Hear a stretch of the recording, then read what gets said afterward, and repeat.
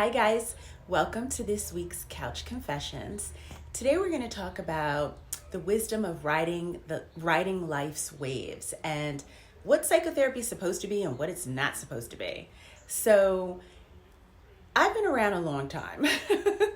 And one of the things I really want to share from my heart is, life is not supposed to be this neat package of solutions that we get.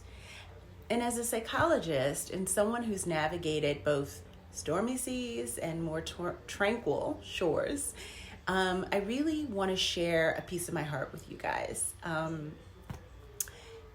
a psychologist, I can own that I think sometimes the fancy mental health lingo that we use to market psychotherapy, like trauma-informed or resilience building or self-care, feels sometimes less like genuine care and more like a scripted design to promise instant fixes.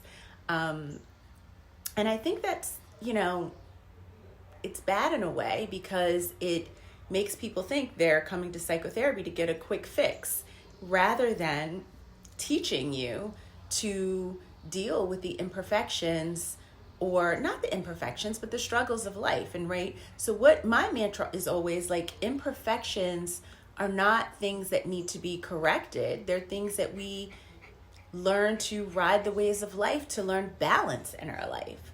So, I've seen so many young souls come to therapy expecting like a magic solution, like a repair shop, like their therapist is their repair shop. And the truth is that's really not what psychotherapy is supposed to be.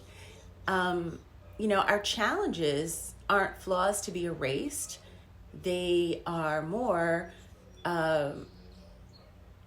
challenges are as natural, I think, and inevitable. That's the key thing, inevitable as the tides.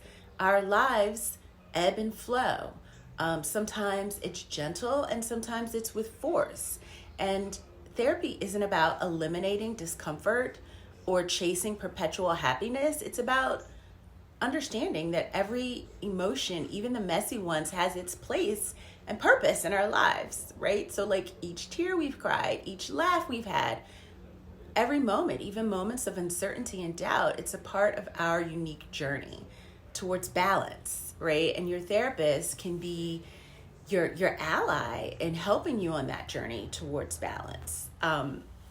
One of the other things I want to talk about is weaponizing mental health jargon. And I think there's this real danger in our culture all of a sudden that sometimes spins mental health terms in a way that is hurtful to other people. And I've been hearing my clients talk about this a lot, that people will use the language of mental health, well, my therapist said, and I have to set boundaries, and this is for my self-care, but people weaponize it or use it as a way to not take accountability for bad behavior.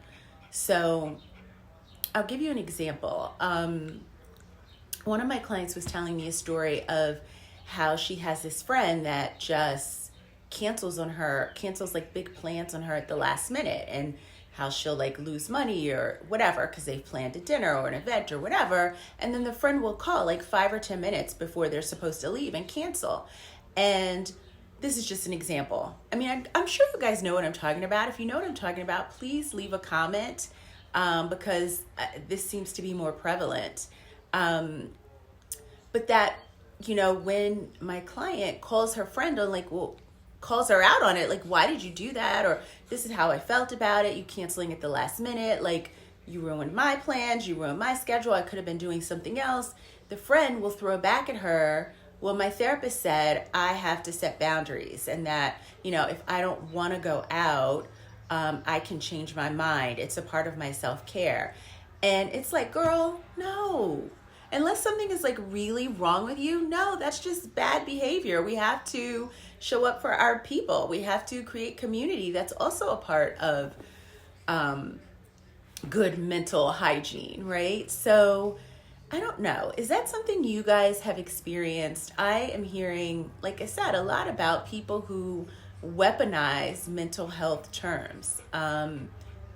like I said, to not take accountability for their poor behavior.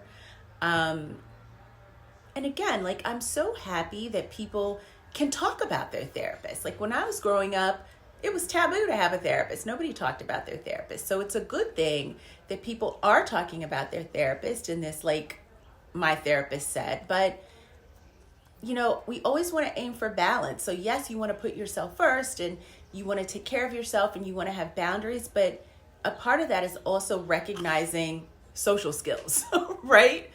Just plain out social skills and compassion for others and building community and all those other things. So yeah, that's really what I wanted to talk about this week on Couch Confessions, where you guys know I share a little bit about what's happening in my personal life and my professional life. And I think that's it for this week. So that is Couch Confessions. I hope you guys liked it, and I will see you next week. Bye.